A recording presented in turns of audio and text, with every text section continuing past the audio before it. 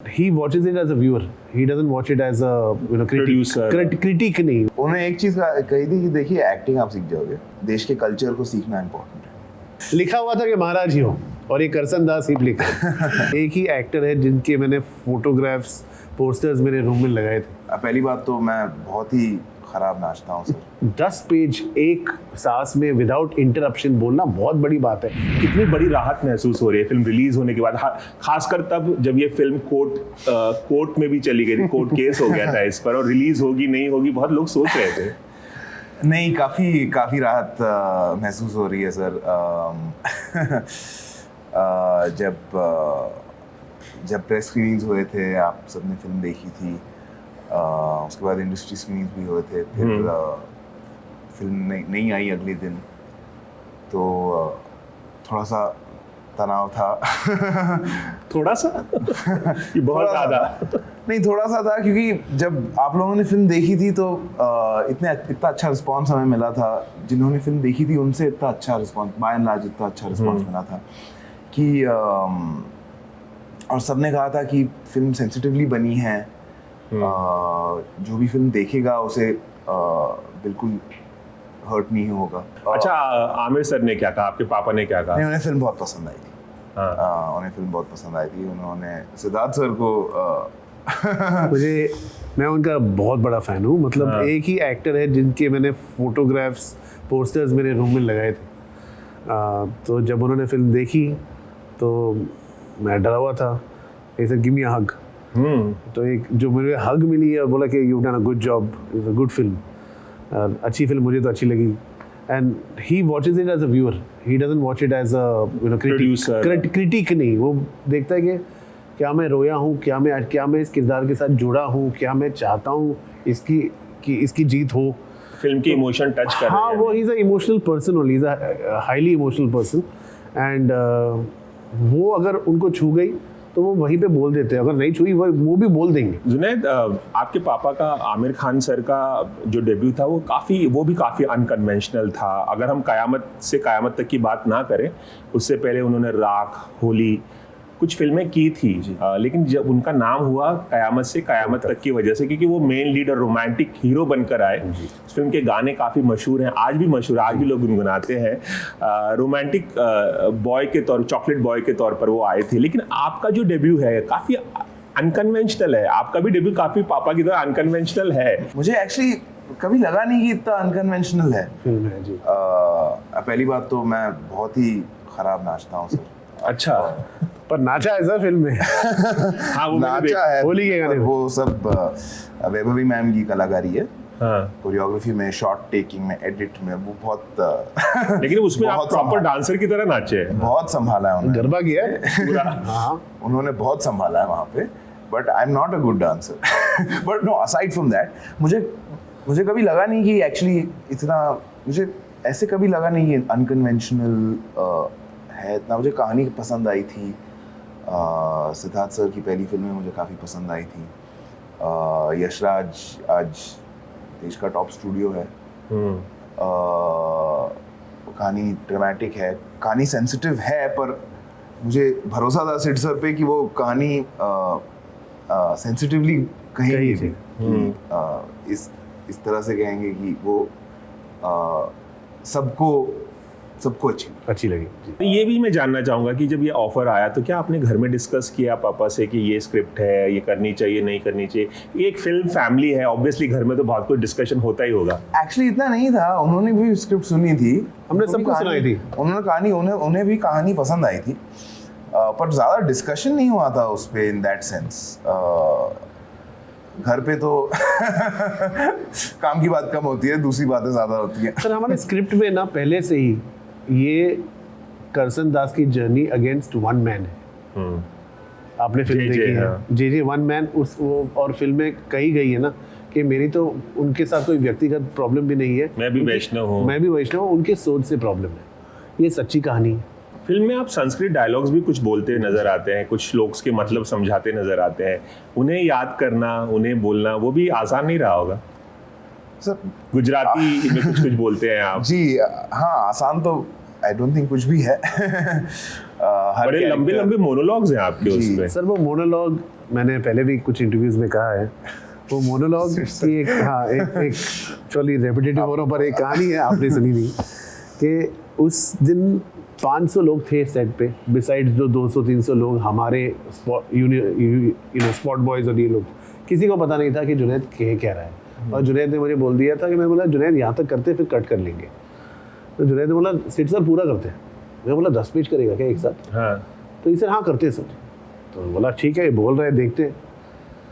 और ये मतलब ये बात है कि हमने रीडिंग्स करी थी इसके पहले, बाकायदा 1 साल करी थी, 1 साल काम किया था हर सीन पे, बट 10 पेज एक सांस में विदाउट इंटरप्शन बोलना बहुत बड़ी बात है। जुनैद, आपके पापा जो हैं वो अक्सर जर्नलिस्ट को बुलाते हैं मिलने के लिए, कभी बर्थडे पर, अभी आयरा की शादी के वक्त भी हम सबको बुलाया था, और तमाम किस्से कहानियां बहुत मज़े से सुनाते हैं। उन्होंने हमें एक बात बताई कि लाल सिंह चड्ढा जो है पहले आपको लेकर बनने वाली थी, आपने उसके लिए ऑडिशन भी दिया था, और फिर आदि चोपड़ा ने कहा कि यार he is a new boy, अभी ये लड़का नया है, तो फिर आमिर खान सर ने वो किरदार खुद किया। उसी ऑडिशन को देख सिड सर और आदि सर ने देख के मुझे इस फिल्म के लिए बुलाया, तो I am very grateful.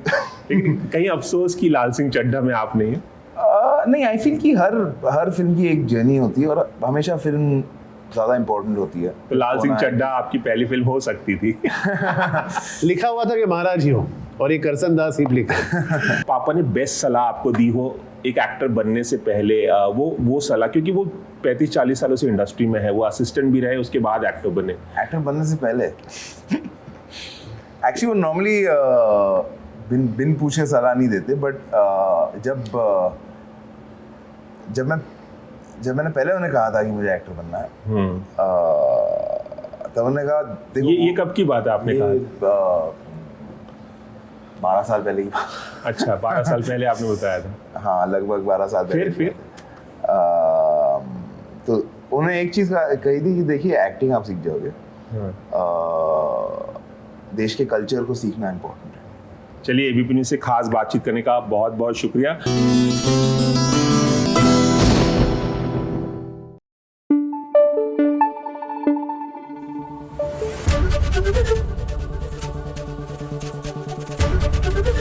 ABP news आपको रखे आगे।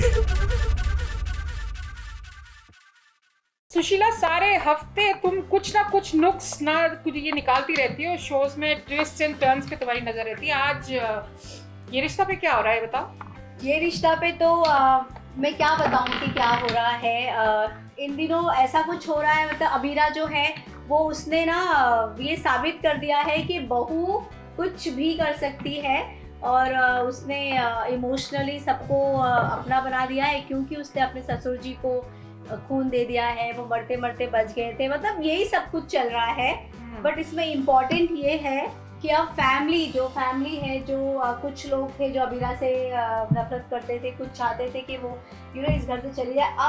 अब सबसे बड़ा देखना ये होगा कि दादी क्या करती है अबीरा के लिए, क्या वो दादी को घर में लेती है या फिर दादी फिर से कुछ अबीरा के लिए नया टास्क निकालती है। और जब तक आपको देख रहे हैं तब तक हम अपना फर्स्ट मूव शुरू कर देते हैं।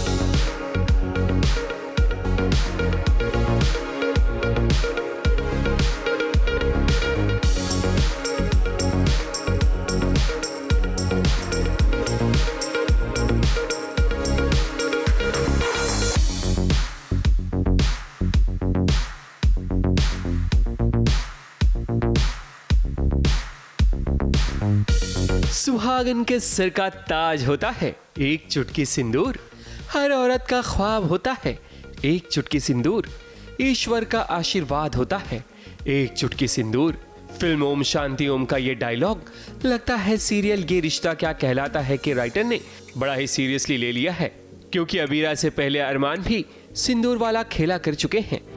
शहीद सिंदूर लगाकर आपने माँ को उनके हर सुख दुख में उनका साथ निभाने का वादा किया था ना।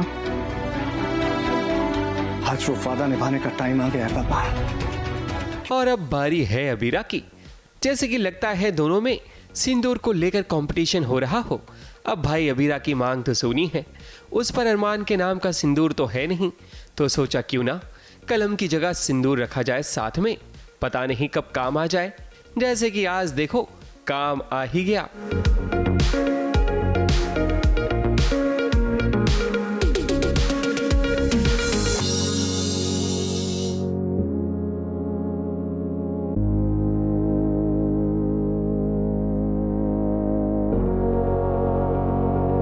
बात दरअसल ये है कि अबीरा अरमान के पापा माधव को अपना खून देकर बचा लेती है। नेगेटिव बट बहुत ही पॉजिटिव काम किया है पापा सा को ब्लड देकर, तो पापा सा की जान बच गई। यस।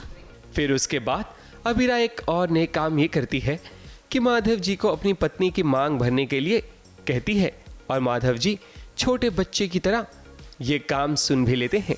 लेकिन दादी सा की नाक बहुत बड़ी है, वो अबीरा से जुड़ी हर चीज़ को अपनी हार मानती हैं। आउट हाउस में माँ ने इस सीन का कंक्लूजन ये था कि माँ ने कहा कि आपके और अबीरा, मतलब दादी सा और अबीरा के बीच में तो कुछ ठीक नहीं हुआ है, तो उस हिसाब से माधव जी तो आएंगे नहीं घर में वापस, क्योंकि वो अपनी बेटी को छोड़ के घर लौटेंगे नहीं। तो इसका मतलब यही हुआ कि मुझे आउट हाउस जाना पड़ेगा। लेकिन किसे पता है कि अबीरा के चलते अरमान को कितना कुछ सुनना पड़ता है। आज तो दादी सा ने अपनी हद पार कर दी है, क्योंकि उन्हें लगा कि अबीरा जानबूझकर अपना खून देना नहीं चाहती, इसलिए अरमान को इतना सुना दिया कि वो सोच भी नहीं सकता। अबीरा पापा को खून नहीं देगी। क्यों? क्योंकि डॉक्टर ने बताया कि खून देना उसकी सेहत के लिए। सेहत? माधव जिंदगी और मौत के बीच झूल रहा है अरमान। तब तुम्हें उस लड़की की परवाह। दादी साहब बात समझ नहीं रही अबीरा की। क्या समझे? हम समझ गए। तुम्हारे लिए वो लड़की तुम्हारे सगे बाप से भी सगी है। दादी साहब एक बार मेरी पूरी बात सुन तो। क्या सुने अरमान? तुम घर उजाड़ोगे, कितनों की जान लोगे अरमान। तुम्हारी वजह से तुम्हारी सगी माँ की मौत हो गई, उस लड़की की माँ की मौत हो गई। अगर माधव को कुछ हो गया ना, उसकी जिम्मेदार भी तुम ही होगे। दादी सा तो वैसे भी अबीरा से काफी चिढ़ती हैं, लेकिन अबीरा तो अबीरा है, वो बुराई के साथ सिर्फ अच्छाई करना जानती है। मुंबई से शिवानी सिंह के साथ एबीपी न्यूज रिपोर्ट।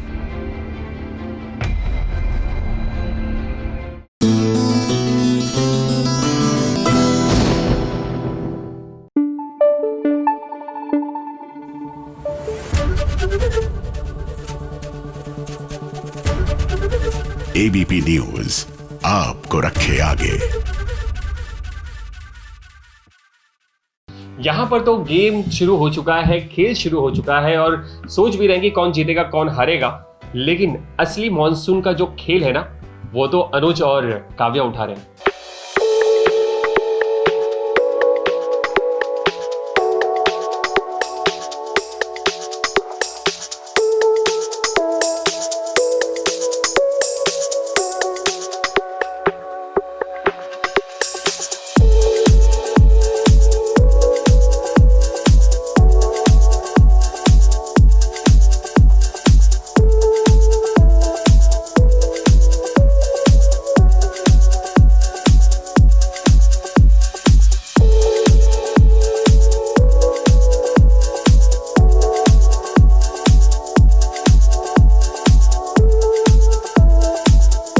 अबरे करम जरा थम के बरस, इतना न बरस कि वो आ न सके, आ जाए अगर तो इतना बरस कि वो जा न सके।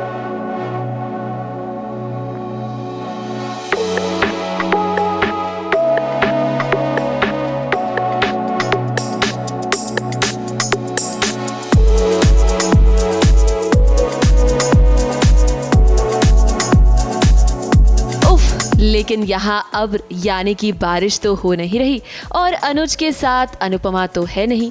फिर भला अनुज इतना खुश क्यों है? वो भी काव्या के साथ। भाई जब मॉनसून आता है तो सभी पर बरसात का खुमार छा जाता है और ऐसे में सभी का मूड शायराना हो ही जाता है। ऐसे में जब अनुज और काव्या मिले तो देखिए कैसे दोनों ने की मस्ती। एक्सक्यूज मी, हाय। ये अरे छाता पकड़ो, बारिश हो सकती है। वो क्या है कि देखो वनराज और अनुपमा ना अंदर वो कुछ प्रॉब्लम सुलझा रहे हैं। हाँ, तब तक मेरे पास ये एक ही बचा है। एक ही लाए हो? एक ही है। मैं ऐसे ये करने से प्यार बढ़ता है इसलिए ये तुम्हारे लिए, क्योंकि बहुत मेहनत लग रही। अरे छाता ऊपर, छाता तुम्हें पकड़ना चाहिए ना। काव्या तुम भी ना यार एकदम। ये देखिए अनुज का नेचर देखिए।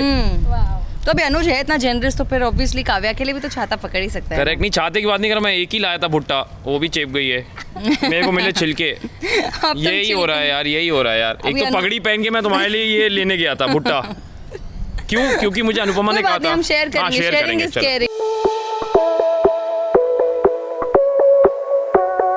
जो भीगने का मन है अभी, बारिश। You missed it.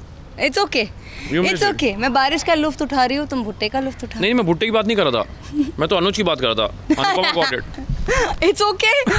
अरे ज़्यादा पकड़ो, बारिश मेरी पगड़ी भीग रही है। चलो देखो, आ गए लोग। तो मैं ये बता रहा हूँ कि बारिश का मौसम है, हम लोग ऐसे ही शूट करते हैं, हंसी मजाक के साथ मजे करते हैं।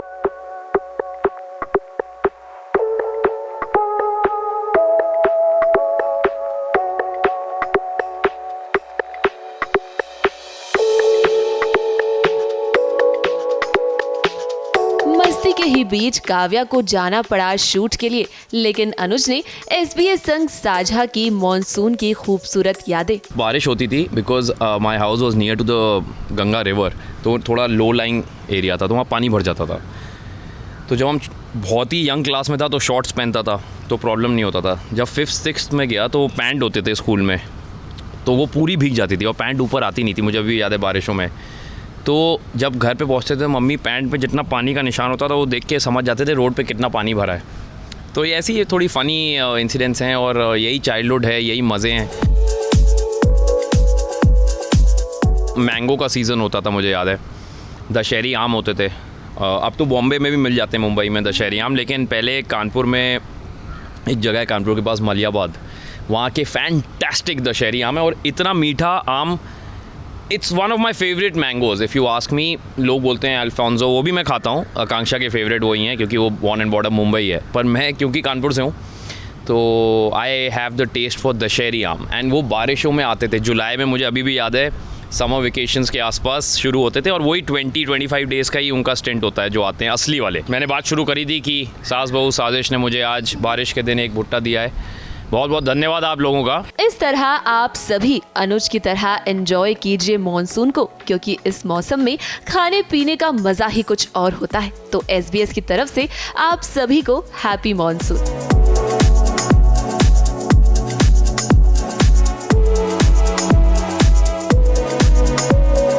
मैं हूं गौरव खन्ना और मैं आप सबको बोलना चाहता हूं कि मॉनसून का भरपूर मजा लीजिए। Enjoy yourself and be safe.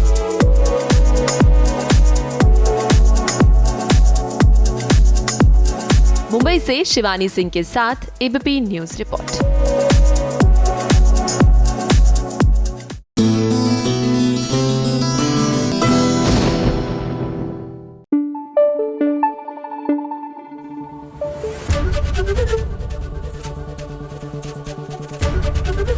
ABP news आपको रखे आगे।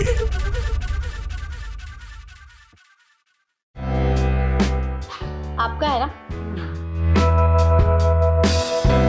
मैं ना मेरा मंगल करवाना चाहती हूँ, क्योंकि लास्ट टाइम मैंने इनके साथ में गेम खेला था और मैं बहुत बुरी तरीके से हार गई थी। तो अब मंगल लक्ष्मी की स्टोरी आने वाली है, तो प्लीज मंगल, थोड़ा सा मंगल मेरे साथ में भी करवा देना। पापा पापा पापा को कुछ नहीं होगा।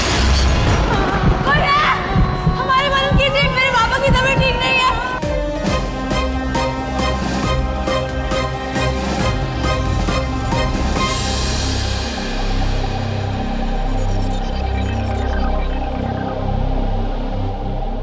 गोलमाल है भाई, सब गोलमाल है। अब गोलमाल क्यों है ये तो मैं आपको बताने जा ही रही हूँ, क्योंकि ये जो आदित्य है ये अपनी आदतों से बाज नहीं आएंगे। लेकिन भला हो मंगल का, जो हर बार हर एक चीज को संभाल लेती है और इस बार भी उसने ऐसा ही काम किया है। अब पापा की तबीयत बहुत ज्यादा खराब हो गई थी, जिसके बाद मंगल ने अपनी तबीयत को साइड में रखकर पापा जी की मदद की। भैया, हमारी मदद कीजिए, मेरे पापा की तबीयत ठीक नहीं है। इतना ही नहीं, उन्हें अस्पताल भी समय से पहुंचाया और इस सारे मामले में आदित्य का कोई अता पता ही नहीं है। अब एक माँ अपने बेटे के बारे में सब कुछ जानती है। वो जानती है कि उसका बेटा कहाँ, क्या, कब, कैसे कर सकता है। इसीलिए तो वो काफी ज्यादा दुखी है कि उसका बेटा मुश्किल की घड़ी में उसके साथ नहीं है। बाप हॉस्पिटल में है और बेटा नदारद। आदित्य ने ना फोन किया, ना मैसेज किया, ना हाल पूछा। आज आदित्य की हमें सबसे ज्यादा जरूरत थी।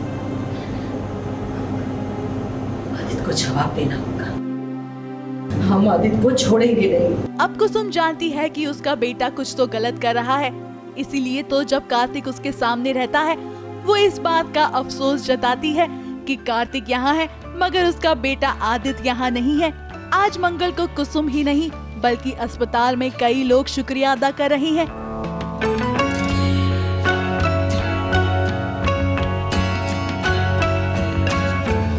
उम्मीद की जहाँ पे हमें सबसे ज़्यादा गुंजाइश थी वहीं पे कोई हमें जवाब नहीं मिला और बाहर निकले तो फाइनली ठेले में घसीट के पापा को लेके गई, ऊपर से छाता पकड़ के हम लोग इतनी मुसीबत में रोते हुए फाइनली हॉस्पिटल लेके आए। यहाँ पे मुसीबतें कम नहीं हो रही है, वहाँ पे लाइट चली गई तो फिर मंगल ने अपनी सूझ समझ से जनरेटर ऑन किया, लाइट आई तब तक सब पेशेंट की, मतलब सिर्फ सुदेश की जान नहीं बचाई लेकिन बाकी सारे पेशेंट की भी जान बचाई। तो आज मंगल ने वो कर दिखाया जिसकी वजह से सिर्फ मैं ही नहीं, हॉस्पिटल के सारे लोग उसकी तारीफ़ कर रहे थे, उसके लिए तालियां बजा रहे थे, उसकी बधाइयाँ ले रहे थे, दुआएं दे रहे थे। तो आज ऐसा लगा कि इतना बड़ा जो तूफ़ान आया था वो अभी हट रहा है। अब ये तो एक गोलमाल की बात हो गई, लेकिन दूसरा गोलमाल तो ये है कि पापा जी घर वापस आ गए हैं, वो भी इतनी बड़ी सर्जरी के बाद। अब बेटा गायब है और माँ परेशान है और पत्नी फोन करने से कतरा रही है क्योंकि वो अपने पति को फोन जो नहीं लगा पा रही है। अब सीरियल की दुनिया में कुछ भी हो सकता है। तभी तो देखिए आदित्य पहुँच गए अपने घर और जब वो घर लौटते हैं तो देखिए कुसुम उसका क्या हाशिर करेगी। क्योंकि मुश्किल समय में पूरे परिवार को मंगल संभाल रही और उसका पति झूठ बोलकर गायब। हमको बात करने दो, आज कोई नहीं रोकेगा हमें। सच सच बताना दो वरना हम कुछ कर बैठे। खैर ये बात तो कुसुम जानती है कि आदित्य कहीं और नहीं बल्कि सौम्या के साथ था। वैसे कहानी में आगे ट्विस्ट जरूर आएगा क्योंकि अभी तो फिलहाल सिर्फ और सिर्फ घर वालों ने उसे डांट फटकार लगाई है, लेकिन आगे आदित्य कुछ ऐसा करेंगे कि उन्हें पुलिस पकड़ कर ले जाएगी और सौम्या भी कुछ नहीं कर पाएगी। कंपनी का कुछ पैसा मेरे पास पड़ा हुआ था घर पर और मुझे किसी को देना था और जिसे देना था वो थोड़ा डॉन टाइप का आदमी है, तो मैंने ये पैसे अपने कबर्ड में रखे थे। मैं घर पर नहीं था और मंगल को पैसों की ज़रूरत थी बिकॉज पापा हॉस्पिटल में थे, तो वो मेरे पाउच से पैसे निकाल देते हैं और वहाँ एक नोट रख देती है। पर मैं जब पैसे निकालने जाता हूँ मुझसे वो लेटर मिस हो जाता है और मैं वो पाउच लेकर चला जाता हूँ और जो गुंडा है जिसे पैसे देना था मुझे अपनी कंपनी की तरफ से, उसे बहुत टशन दे देता हूँ और मुझे लगता है मैंने उसे पैसे दे दिए और मैं वापस आ जाता हूँ ऑफिस। और जब मैं ऑफिस आ जाता हूँ तो अचानक से पुलिस आ जाती है वहाँ पर और वो कहती है कि मैंने फ्रॉड किया है, मैंने एक इंसान का पैसा उसे वापस रिटर्न नहीं किया है और मुझे यहाँ से अरेस्ट करके लेके जाने की कोशिश कर रहे हैं। मुंबई से शिवानी सिंह और सोनू शुक्ला के साथ एबीपी न्यूज रिपोर्ट।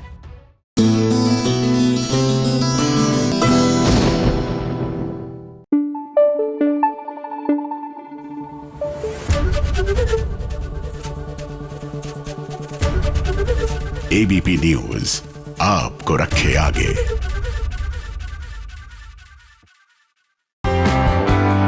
अरे भाई चुगली के लिए बुला रही हूँ, संडे के दिन भी इतनी सारी चुगली आंटी लाई है ना, मजा ही आ जाएगा आप लोगों को। लो भाई मैं आ गई, और मैं अकेले नहीं बल्कि अपने साथ सीरियल्स की ढेर सारी चुगलियां लाती हूँ, जिससे आपका एंटरटेनमेंट डबल हो जाता है। तो सबसे पहली चुगली लाई हूँ सीरियल अनुपमा की। अनुपमा के सामने वनराज एक बहुत बड़ा खुलासा करेगा कि वो शाह हाउस बेचने वाला है, जिसके लिए उसने बिल्डर से 51 लाख रुपए का चेक भी ले लिया है। लेकिन अनुपमा पेपर पर साइन तब तक नहीं करेगी जब तक वो बापूजी से बात नहीं कर लेगी। कल सुबह बापूजी से बात करूंगी, फिर साइन करूंगी। आपकी सारी दलीलें समझती हूँ मिस्टर शाह, लेकिन मैं पहले बापूजी से बात करूंगी, उसके बाद अगर वो हाँ कहेंगे तभी साइन करूंगी, वरना नहीं।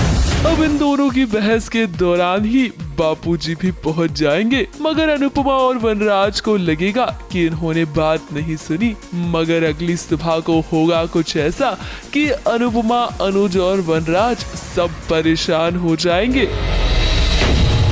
बाकी छतरी कितना दुखी होंगे वो, जो ऐसे किसी से बिना मिले, बिना पता है, बिना कुछ कहे घर से चले गए। अगली चुगली लाई हूँ सीरियल झनक की, जहां अनिरुद्ध झनक के खिलाफ हो जाएगा, क्योंकि उसे लगता है कि अगर अर्शी आज हॉस्पिटल में है तो उसकी वजह झनक है। इसीलिए अनिरुद्ध पुलिस स्टेशन आकर पुलिस ऑफिसर को ये कहेगा कि अगर झनक ने गलती की है तो उसे ये सजा जरूर मिलनी चाहिए और उस पर अटेम्प्ट टू मर्डर का केस भी लगना चाहिए। मुझे गारंटी चाहिए कि अगर झनक ने ये क्राइम किया है तो उसे सजा मिलनी चाहिए। अटेम्प्ट टू मर्डर की जो सजा होती है ना, उसे मिलनी चाहिए। मेरी होने वाली बीवी हॉस्पिटल में है, उसके पैर पूरी तरह से जल गए हैं, पता नहीं वो ठीक भी हो पाएगी या नहीं। अब भाई अनिरुद्ध, पहले तो आप पानी पी लीजिए ताकि आपका दिमाग ठंडा हो जाए, क्योंकि जो झनक आपकी जान बचाने के लिए तेजस से शादी करने वाली थी, आज आप उसी पर भरोसा नहीं कर रहे हैं, और ये देखकर मेरे मन को अंदर से अच्छा नहीं लग रहा। अगली चुगली लाई हूँ सीरियल तेरी मेरी डोरिया की। अब गुरनूर का सच अंगद को पता चल गया है कि जोरावर उससे जबरदस्ती शादी करना चाहता था, इसीलिए अंगद गुरनूर को अपने घर ले आएगा जहां सभी घर वाले मौजूद होंगे। तब अंगद खुद गुरनूर की साइड लेगा और घर वालों को कन्विंस करने की कोशिश करेगा। अभी मैंने आप सबको बताया कि उस दरिंदे ने कैसे धोखे से इनके साथ शादी कर ली थी, कैसे इन्हें टॉर्चर करता था, कितने जुल्म सहे हैं इन्होंने।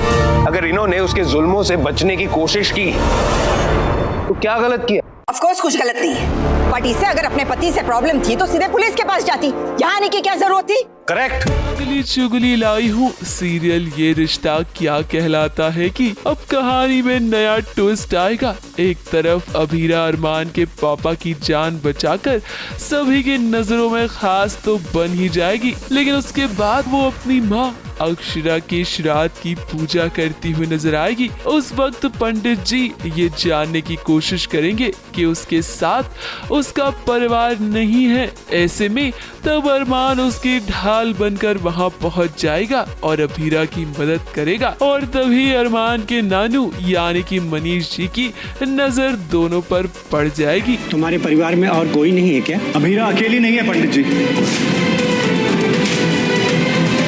देखने का मन है, उसके बच्चों को देखने का मन है। लो भाई मैं तो चली।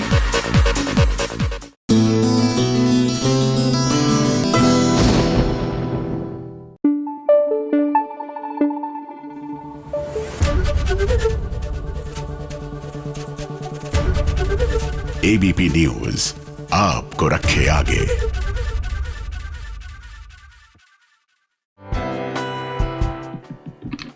लव। भाई लव से याद आया कि सवी और रजत की जिंदगी में प्यार की बहुत कमी है। जब देखो तब दोनों झगड़ते रहते हैं। भाई सवी और रजत, सुन रहे हैं ना आप लोग?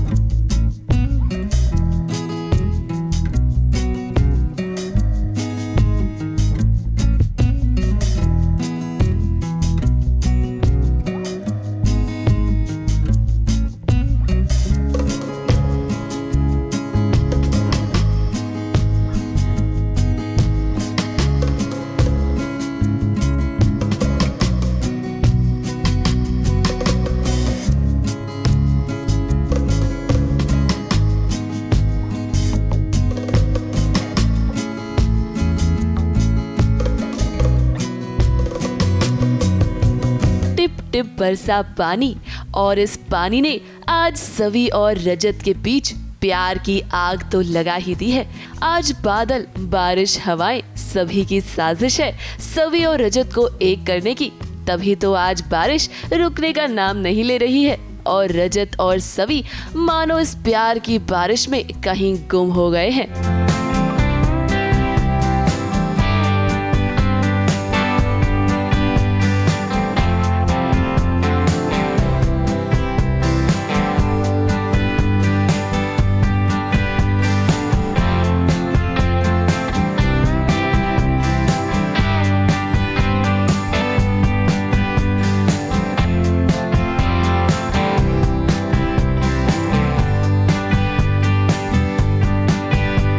मज़ा आ रहा है? बिल्कुल बहुत मज़ा आ रहा है। बारिश के सीक्वेंस में तो हमेशा मज़ा आता है और बॉम्बे की बारिश चल रही है और ऊपर से बहुत ठंड लग रही है, हम लोग भीगे हुए हैं। ऐसे बारिश में भीगना बहुत अच्छा लगता है, लेकिन जब आप शूट की बारिश में भीगते हो और आपको डायलॉग्स परफॉर्म करने होते हैं, सीन परफॉर्म करना होता है, सो आई नो कि ये थोड़ा सा डिफ़िकल्ट होता है और उसमें जिस तरह से हमें इमोट करना है, क्योंकि आप नॉर्मल जब बारिश में होते हो तो आप कुछ भी कर सकते हो, आपको कोई देख नहीं रहा होता उस मोमेंट में। नॉर्मली अगर बारिश में भीगता है तो वो मैक्सिमम आधा घंटा या 1 घंटा, लेकिन यहाँ पे थोड़ा सा ज़्यादा हो जाता है वो। अब जब समा इतना रंगीन हो तो आखिरकार हीरो और हीरोइन कैसे करीब नहीं आते।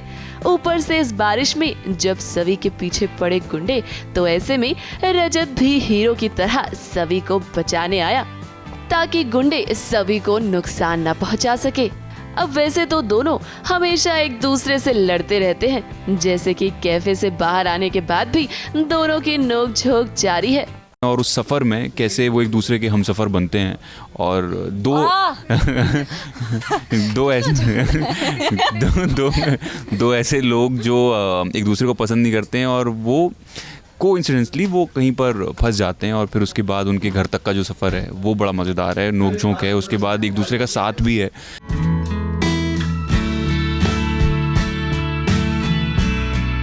अब किस्मत का इशारा भी देखिए, रजत की कार खराब हो जाती है और सवी को भी कोई ऑटो नहीं मिलता, जिसके चलते दोनों बारिश में फंस जाते हैं।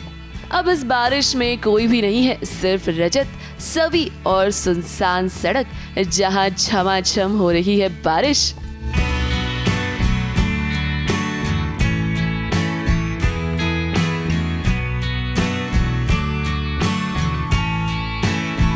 अब घर जाने का कोई साधन तो ढूंढना ही है और ऐसे में सवी और रजत को मिल जाती है एक बग्गी, जिसमें बैठकर दोनों घर के लिए रवाना होते हैं।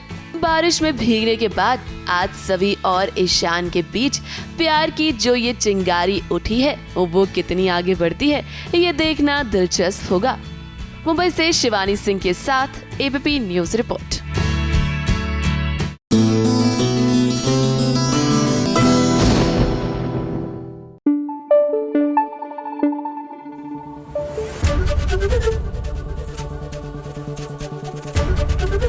एबीपी न्यूज आपको रखे आगे। ये खेल भी ना दिमाग वालों का खेल है और बिगर दिमाग लगाए ना कोई चीज नहीं चलती, ना ये खेल चलता है और ना तो टीवी सीरियल्स की कहानी। जिस तरह से परी और नीति एक दूसरे के दिमाग से खेलते हैं ना, वो गजब लगता है, बड़ा ही कमाल लगता है। देख लीजिए ये वाली स्टोरी।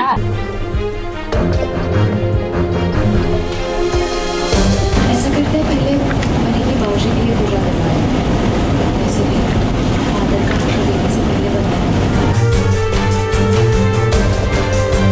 तो मैं उसकी फोटो को साइड में रखूँगा।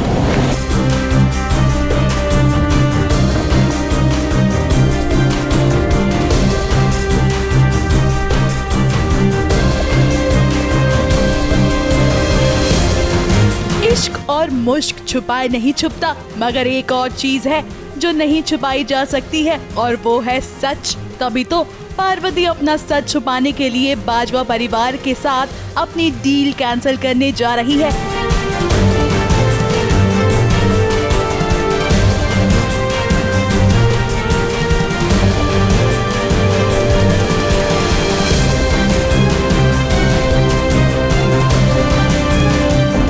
शुरू हो जाना, एक तरफ उसकी बरसी मना रहे हो और दूसरी तरफ मैं बिलीव ही नहीं कर पा रही हूँ कि मैं Parvati. I have no clue आप जैसे स्ट्रेंज लोगों के साथ डील कैसे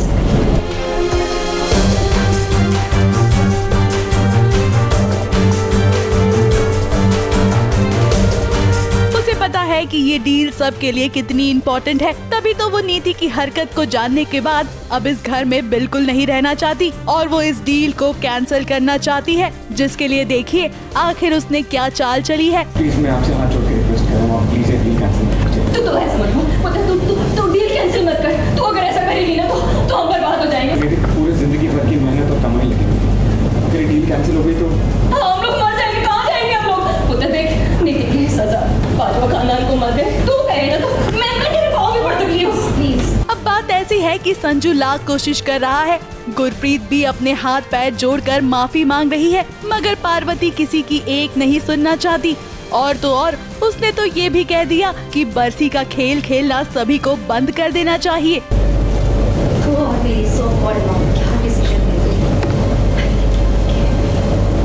आप सब लोग बंद कीजिए ये बरसी का नाटक। परी जिंदा है। बस कीजिए, बहुत हो गया।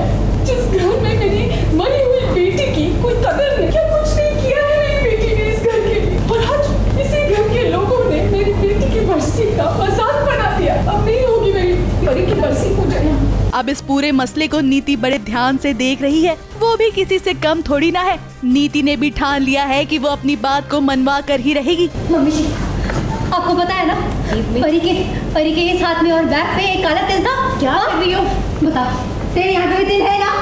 Mad, leave me.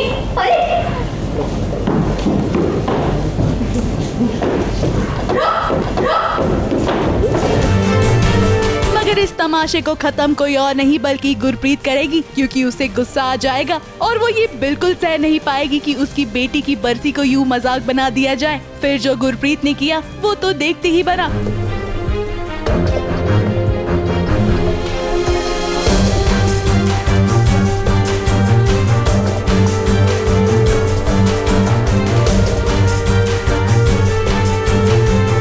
कहानी में फिलहाल के लिए पार्वती का पलड़ा भारी है, मगर नीति भी हार मानने वालों में से नहीं है। अब कौन किसको मात देगा यही देखना वाकई में इंटरेस्टिंग होगा। ABP news report.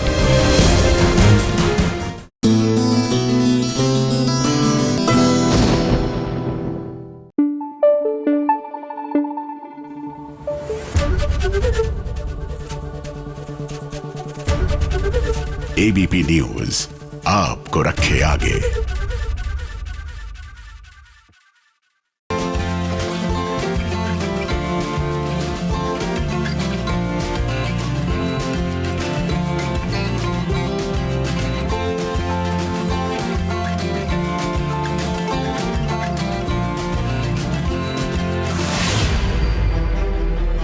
कोई ऐसे होता है जिसके पैर रखते ही घर में एक चीज भी अच्छी नहीं हो।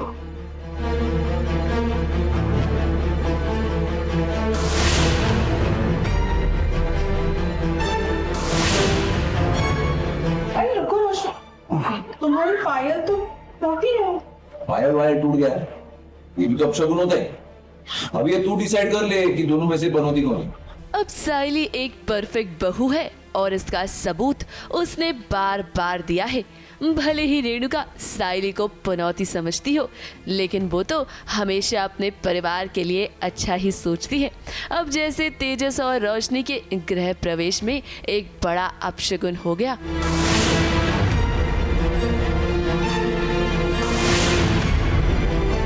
पायल वायर टूट गया, ये भी तो अपशगुन होता है। अब ये तू डिसाइड कर ले कि दोनों में से बनौती कौन है। लेकिन भाई साइली के रहते हुए कुछ गलत थोड़ी हो सकता है, फिक्र करने की क्या ही बात है। अब दरअसल गृह प्रवेश के दौरान रोशनी की पायल टूट जाती है और ऐसे में साइली उसे जोड़ कर देती है ताकि रोशनी पूरे 16 श्रृंगार के साथ घर में आ सके। अब इस बात पर तो रेणुका को खुश होना चाहिए था, लेकिन जैसा कि हम जानते हैं कि रेणुका साइली को पसंद नहीं करती है। तो सब मेरी साइड लेते हैं, फिर वही मैं सचिन दोनों मिलकर एक टीम हो के वापस पायल ठीक करके वी आर ट्राइंग कि कुछ गलत ना हो, सब कुछ सही जाए, भले हम पसंद हो या ना हो Roshni and Tejas, but we are still doing it for the family. अब भले ही रेणुका कुछ भी कहे, लेकिन सायली को फिक्र करने की जरूरत नहीं है, क्योंकि जब उसे इतना प्यार करने वाला पति मिला है जो कि कदम कदम पर उसका साथ दे रहा है, तो उसे क्या ही फिक्र करनी। अब फिलहाल एक बहू के होने से घर में कम ड्रामा नहीं था कि एक और बहू की एंट्री तो अब घर में हो गई है। ऊपर से रेणुका तो सिर्फ रोशनी को ही अपनी बहू मानती है, तो घर में अब सास बहू के बीच ड्रामे का असली तड़का तो अब लगेगा। मुंबई से शिवानी सिंह के साथ एबीपी न्यूज रिपोर्ट।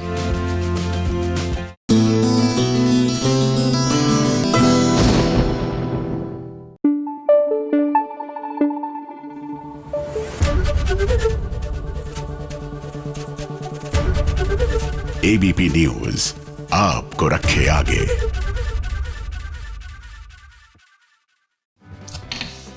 अब मैं बॉन्ड बनाने की कोशिश तो कर रही हूँ, लेकिन ये बन ही नहीं रहा। जैसे इबादत और मन्नत का सिस्टर वाला बॉन्ड दिन ब दिन खराब होता जा रहा है। अब पता नहीं इन दोनों के बीच का ये जो बॉन्ड है वो फिर से कब सही होगा।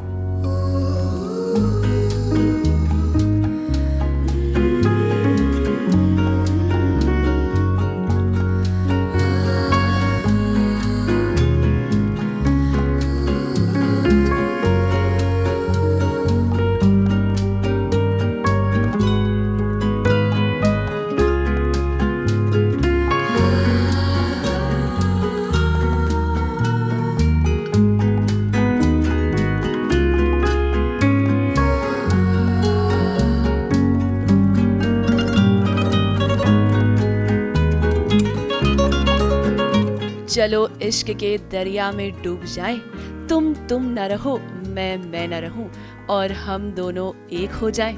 अब अगर प्यार हो तो उसका इजहार होना जरूरी होता है, और आज सुभान ने इबादत से इजहार मोहब्बत कर दिया है। अब इबादत तो बस सुभान के प्यार की भूखी है, और जब सुभान ने उससे अपने दिल की बात कही तो उसकी खुशी का तो ठिकाना ही नहीं रहा। उसका सारा प्यार उसकी आंखों से आंसू बनकर बाहर आ गया। अब सुभान चाहे अपने लफ्जों से कुछ ना कहे, फिर भी आज इबादत उसके जज्बातों को समझ जाएगी, क्योंकि वो इससे इतना प्यार जो करती है। लेकिन वो कहते हैं ना कि शीशा हो या दिल, आखिरकार टूट ही जाता है। अब इबादत ने सुभान की इन मीठी मीठी बातों पर भरोसा तो कर लिया, लेकिन उसे ऐसा धोखा मिला कि उसे विश्वास नहीं हुआ।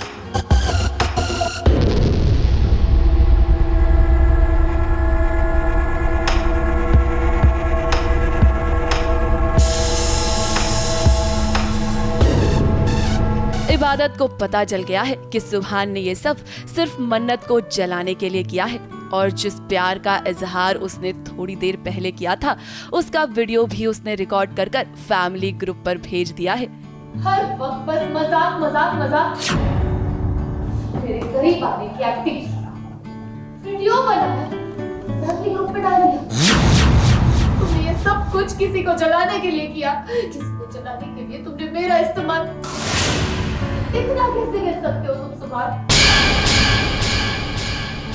ऐसे में आज इबादत का दिल पूरे तरीके से टूट गया है, और सुभान उसने जो भी किया उसे तो उसका जरा भी अफसोस नहीं है, क्योंकि वो तो बदले की आग में जल रहा है, और वो इबादत और मन्नत दोनों से ही बदला लेना चाहता है। खैर, सुभान के आज इस इजहार मोहब्बत को देखकर हमें लगा था कि शायद इबादत और सुभान एक हो जाएंगे, लेकिन लगता है कि इबादत के लिए प्यार का ये रास्ता काफी लंबा है।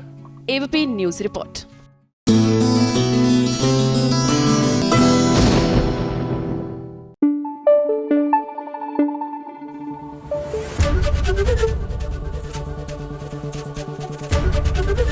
एबीपी न्यूज आपको रखे आगे।